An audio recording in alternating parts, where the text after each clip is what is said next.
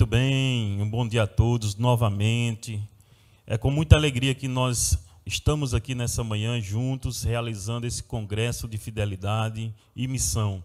E desde já eu agradeço a equipe distrital de mordomia, parabenizo pelo excelente trabalho realizado, excelente programação, e que gostaríamos nesse momento de convidar você a compartilhar um pouco da palavra de Deus, que está lá no livro de Mateus, capítulo 25.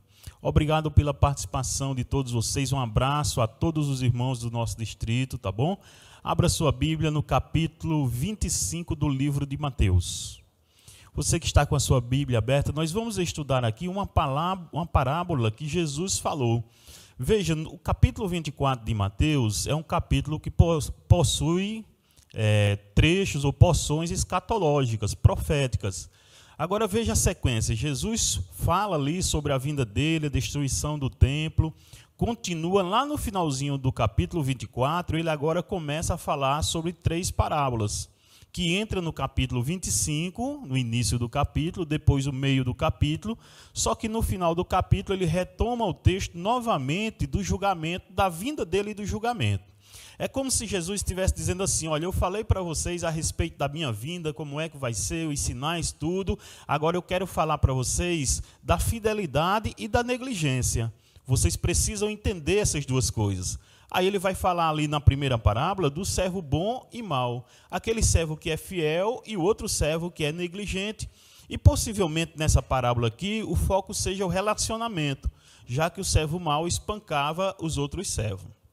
Nós temos a segunda parábola, que embora também fale da volta de Jesus, o foco aqui é a fidelidade das virgens. As 5 virgens prudentes, elas reservaram azeite, que era o Espírito Santo, e ali permaneceram fiéis até a volta de Jesus. O foco aqui é o recebimento do Espírito Santo.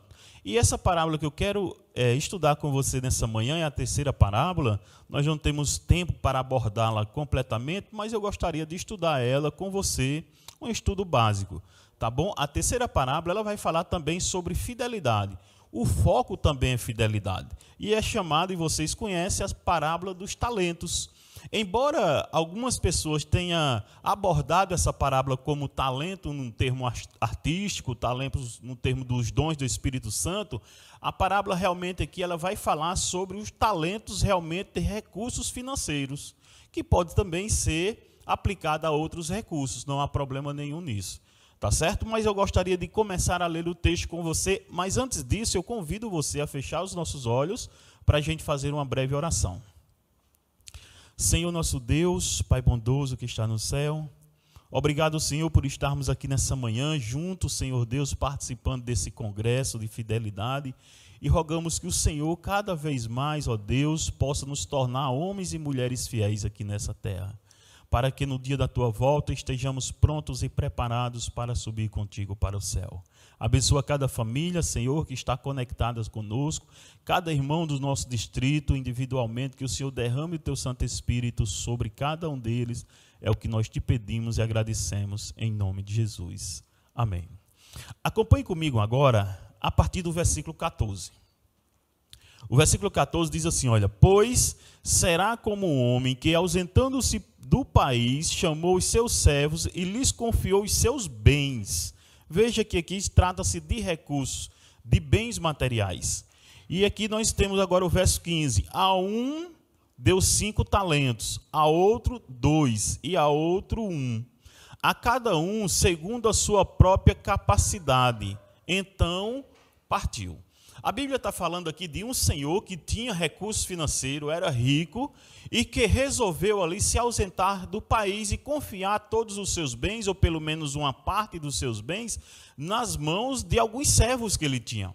E aqui nós temos na parábola 3 servos. Um servo recebeu 5 talentos, outro servo recebeu 2 talentos, e outro servo recebeu 1 talento. Agora veja só, o que era talento? O talento não era uma moeda da época. O talento era uma unidade de medida da época, pela qual se media, por exemplo, a dracma. 6.000 dracmas era equivalente a 1 talento.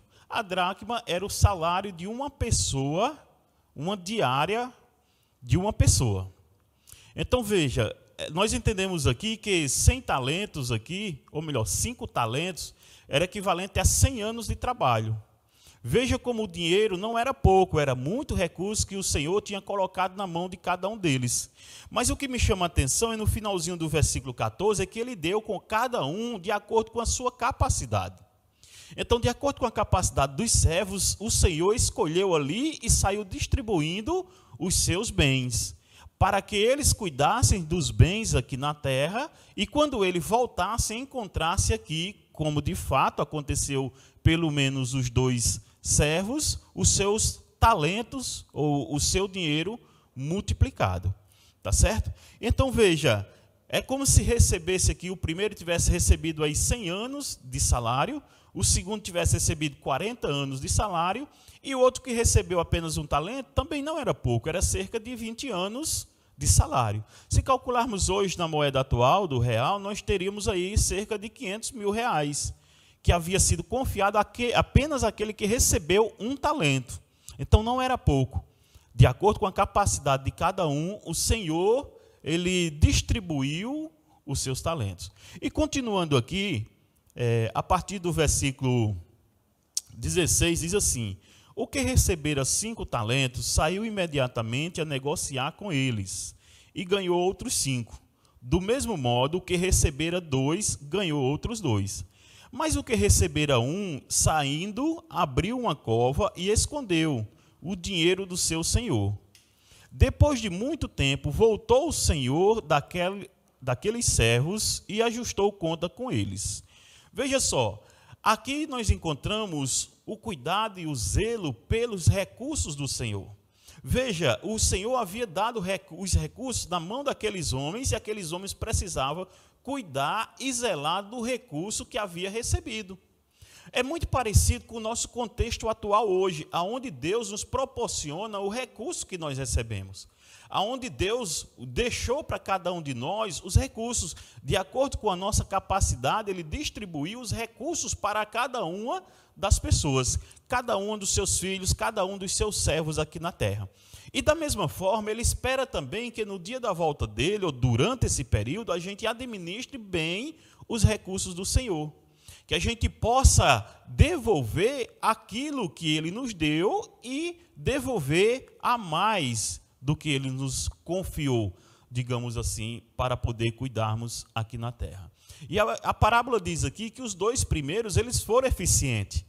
Os 5 multiplicaram os talentos, e ao invés de 5, quando o Senhor chegou, encontrou 10. O outro que recebeu 2, ao invés de chegar e encontrar 2, ele encontrou 4.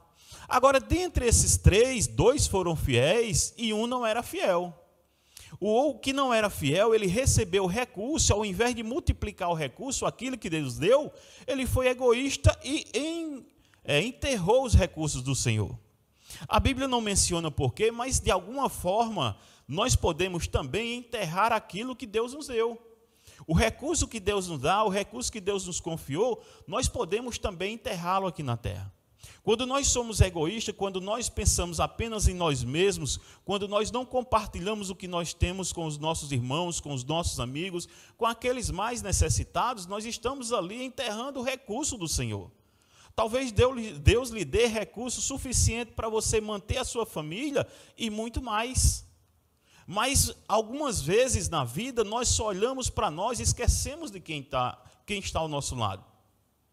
E a parábola do talento vem mostrar para a gente que nós precisamos ser os servos fiéis. Nós precisamos ser aqueles que recebeu os talentos ali, o recurso do Senhor, pode ser de diversas formas, e a gente multiplicou esse recurso, sendo fiel a Deus em todos os aspectos. Isso me lembra da história de John Wesley.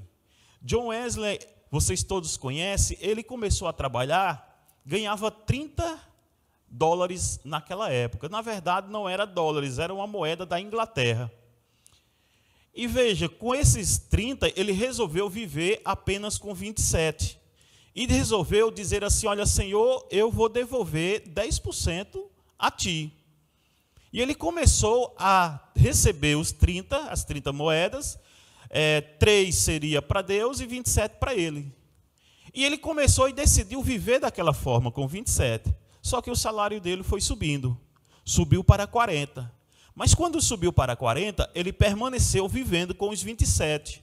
E o restante que passava, ele deixava e doava para a causa de Deus. E o tempo passou e o salário dele foi subindo, até chegar a cerca de 140 moedas daquela época. Só que ele continuava vivendo com as 27. E o restante ele destinava para Deus. Muitas vezes, quando nós devolvemos dízimo, quando nós devolvemos as ofertas, nós pensamos que estamos devolvendo para homens.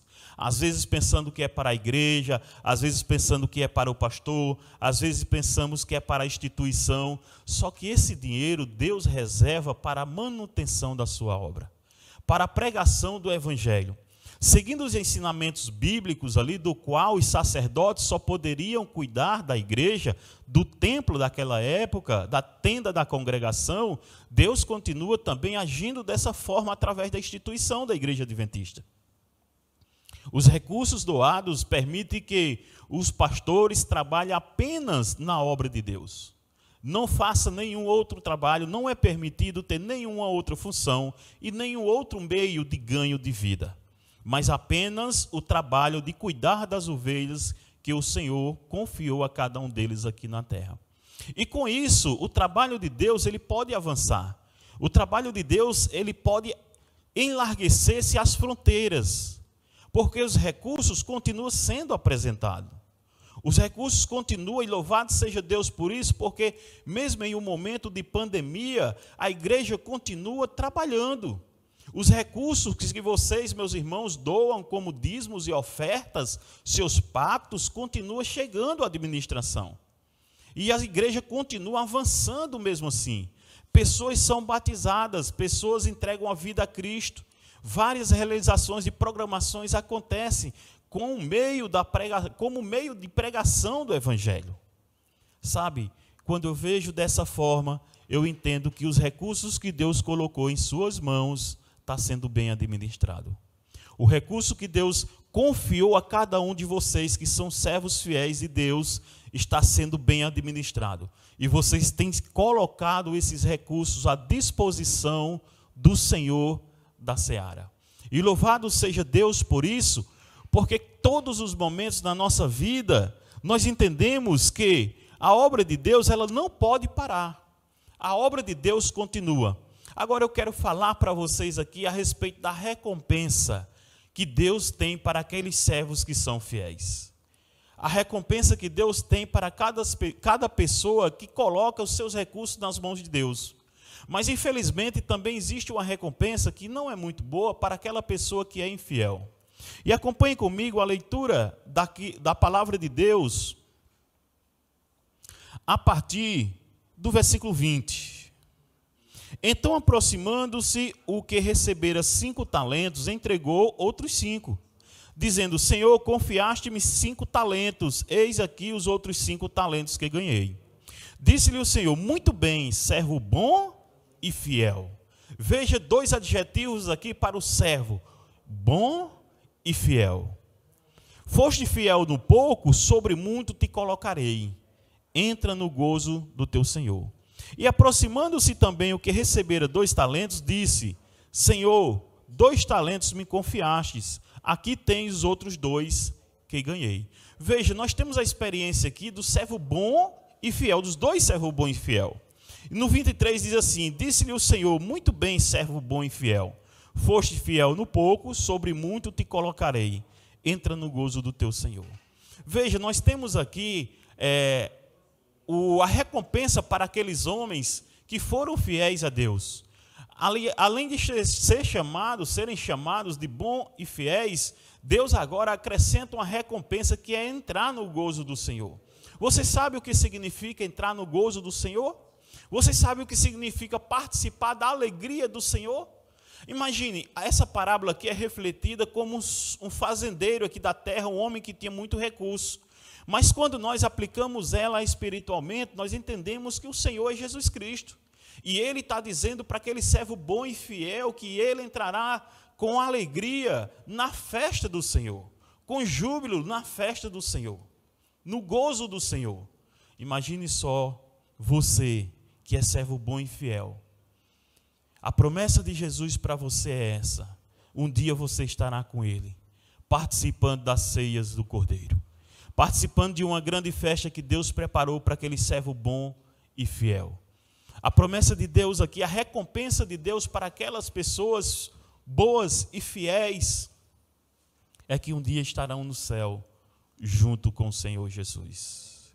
Ao contrário da recompensa do servo mau, que vai falar aqui a partir do versículo 24, diz assim: chegando por fim, o que receberam um talento disse: Senhor, sabendo que és homem servestes e ajuntas aonde não espalhastes, receoso escondi na terra o teu talento, aqui tens o que é teu.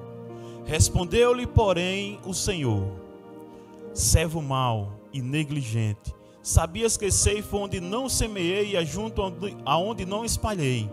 Cumpria, portanto, que lhe entregasses o meu dinheiro aos banqueiros, e eu, ao voltar, receberia com juros o que é meu. Tirai-lhes, pois, o talento e dai ao que tem 10, porque a todo o que tem se lhe dará, e terá em abundância, mas ao que não tem, até o que tem será tirado. E o servo inútil, lançai-o para fora nas trevas, ali haverá choro e ranger de dentes.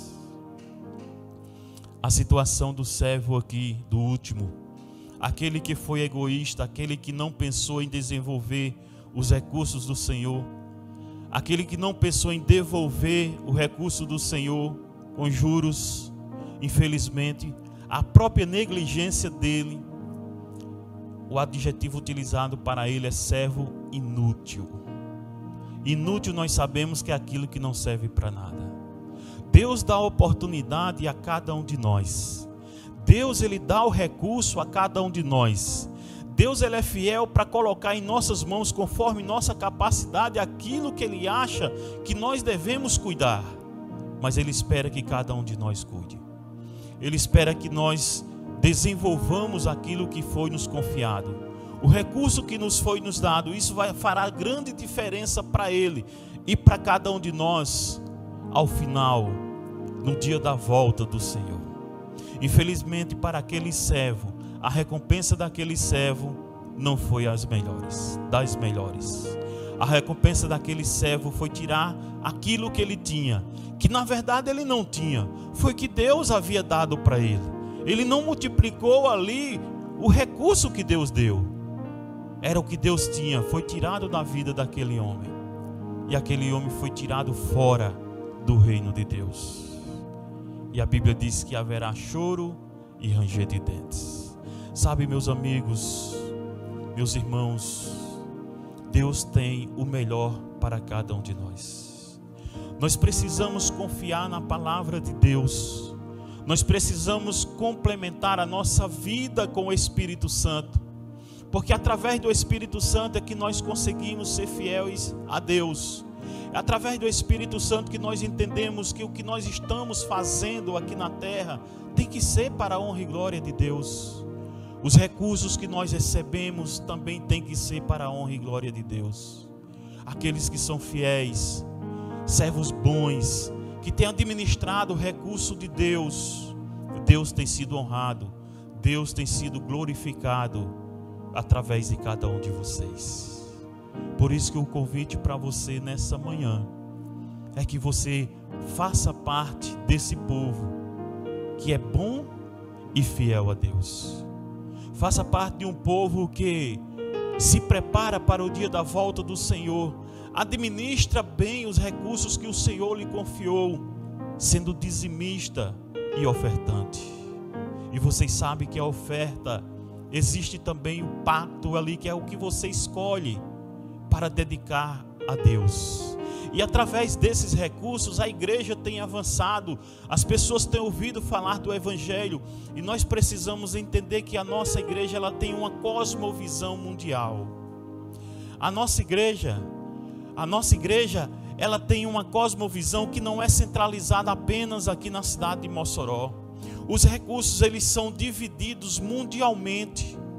E através dessa divisão, pessoas lá de outros países, elas são abençoadas, elas conhecem a Jesus e de alguma forma você está pregando o evangelho para ela.